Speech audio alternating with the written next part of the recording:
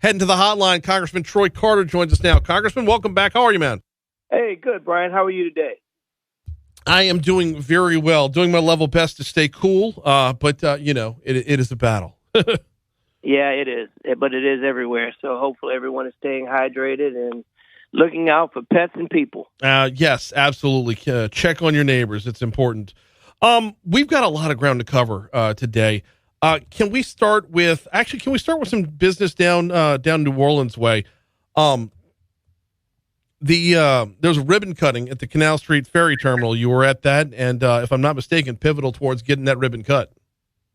Yeah, I'm very excited about it. It's actually tomorrow that we'll have the official ribbon cutting. That's okay. It's a great opportunity. You know, the irony is I grew up in Algiers. The Algiers Ferry was, one of two modes of transportation across the Mississippi River before the second bridge was built. Wow. And so as children, I remember with my siblings and parents going across the ferry to go to Canal Street or to go to the Wax Museum or what have you. And then, of course, over the years, there's been threats that the ferry would be closed down due to ridership. And I have historically fought against such a closure because of the historic value it means for the entire state, city, and certainly for the residents of Algiers. And so now to be in a position to have literally funded millions of dollars to restore and protect this historic monument, not only as transportation, but also as a tourist attraction, is a very exciting time for me. So tomorrow we will cut the ribbon on a multi-million-dollar facelift to securing and preserving the Algiers ferry landing. Wait. I got to take you back there. You remember a time where there was no G&L or now the Crescent City Connection? It's not that old. Believe it or not. Neither are you. The second bridge, not the first one. Oh, okay. I got you. No, my God. No. That would be my grandparents' vintage. Yeah. I was going to say. No, we have two bridges, and I guess 30 some odd years ago we built, I guess 40 years now. Not 35, 30 years. We built the second bridge. The part of the G&O, right. Yeah. Later to be called the Crescent City Connection. Crescent City Connection, correct. Yeah. Prior to that, we had one bridge. I can remember going to school and waiting. You had to kind of balance your traffic flow to get across the bridge because there was only one bridge. So when the second bridge came, it was an incredible blessing. And, of course, the ferry at that point suffered ridership a little bit, but it quickly came back as a means of transportation, of lessening our carbon footprint, of being kinder to our community and our environment, but also being a great way to witness and see the beautiful Mississippi River. There's something nostalgic, there's something romantic about a ferry, but at the same time, though, there's something essential in that it would be the last line of defense. It would be the last line of transportation across the river should, God forbid, something happen to a bridge to where it would have to be closed. And, there are engineers that work on checking on those things all the time to keep things up and running. But if we see a worst case scenario, the ferry still needs to be there as a backup. No doubt about it. And that has always been the argument when I was a young member of the State House, and there were efforts to shut the ferry down. Mm-hmm. I and other members of the Algiers delegation at the time would go and fight and testify before Transportation Committee. And obviously we were successful, but not without significant battle. We fought to keep that ferry open for all the reasons that have been stated. And it was apparently the right thing to do at the right time. And now we continue to enjoy a ferry. In fact, we have a whole new line of ferry boats that, create a safe and environmentally friendly way for people to travel to work and to enjoy the tourism that our great city has to offer. Congressman Troy Carter, our guest. It's DC Current, presented by LABI. Okay, let's talk housing. Let's talk insurance. You've got, a roundtable discussion talking about both of these things involving Louisiana Housing Corporation and the Department of Insurance. Yeah, tomorrow I'll be hosting a Partnership for Housing roundtable with Louisiana Housing Corporation, Louisiana Department of Insurance, and our friends with the urban development to talk about the importance of housing, to talk about how we can create opportunities for housing. We believe that housing is a basic human right. It's a part of the American dream. It's what we all hope for. It's for many of us, it is the single largest investment we will ever make, and it's significant. But we, unfortunately, due to a myriad of things, continue to see that opportunity shrink right before our very eyes. With insurance rates going through the roof, with risk rating 2.0, as you know, something that I and members of our delegation in Washington have been fighting vigorously against. The ever creeping interest rates that are now 7-8% interest.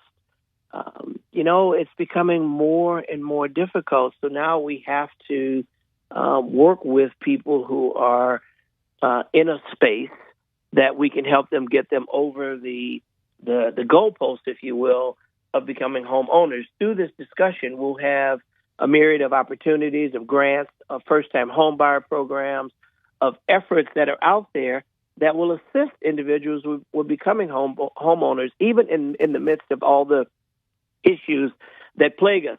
The reality is there are resources that are out there.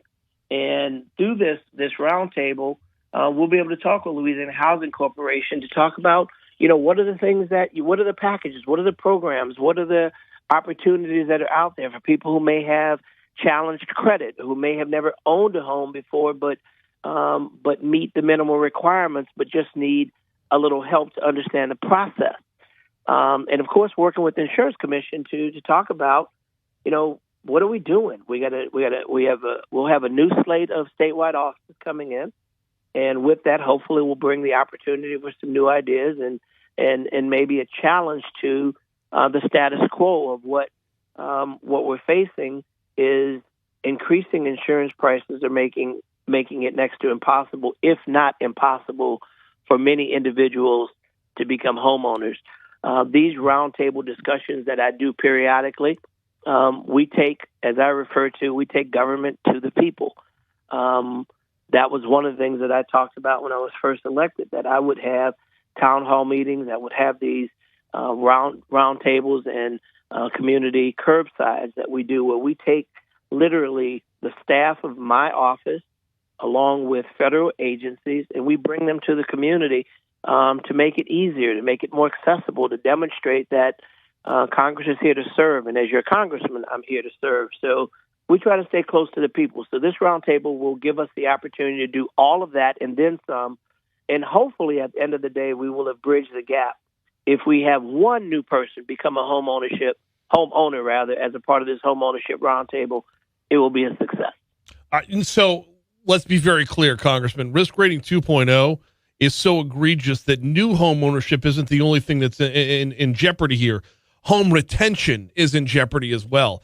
I can tell you, looking at my personal budget, risk rating 2.0, it's not there yet, but it could come very, very close to making it to where people who currently own homes can't afford to own homes because they can't afford the insurance that the mortgage requires. You are absolutely correct, Brian, and you and I have had exhaustive conversations on this, and it is exhausting, the reality of what you've just spoken. And while it hasn't touched many, it has touched some in the way that they have to make a decision. Can I stay in my home? Right. Or the worst case, well, perhaps not the worst case, but equally as bad case is a person that owns their home to say, well, you know what, I'm just going to risk it and not have insurance. Because if you don't have a mortgage, there's no one there to force you to have insurance. Right. But we know the danger, particularly in Louisiana with natural disasters, our normal natural disasters, not to mention new natural disasters that seem to be coming on that we've not experienced, the plethora of tornadoes, and now we're seeing wildfires. I was coming from Mississippi last week and witnessed firsthand watching the wildfires right near the Mississippi-Louisiana border. And, of course, Beau Rivage has been burning. We've got half of Hawaii on fire.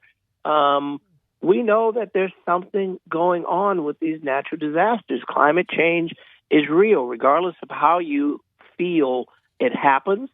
You have to at least acknowledge that something is happening and our environment is angry. And as a result of that, things are happening. And what we need to do is make sure that with things like Risk Rating 2.0, that we're always ever present in trying to fight and push back to make homeownership not ownership to become a homeowner, but to maintain homeownership, as you so aptly added to the conversation. I'm glad you did, because that is a part of the discussion as well. We have to have true insurance reform. We can't put Band-Aids on it. I noticed that my colleagues in the state legislature did an incentive program to encourage insurers to write in Louisiana. Yeah. Well, I think we all agree that that's not a sustainable formula. No, it's not. It's not a fix-all, to be sure, but it is a step in the right direction. I got to jump in because we're straight up out of time. Hey, next week, nothing but the mental health symposium that you were a part of. I know we keep meaning to get to it. We keep running out of time. Congressman Carter, thank you so much as always. We'll talk to you in a week. Bless you, my friend.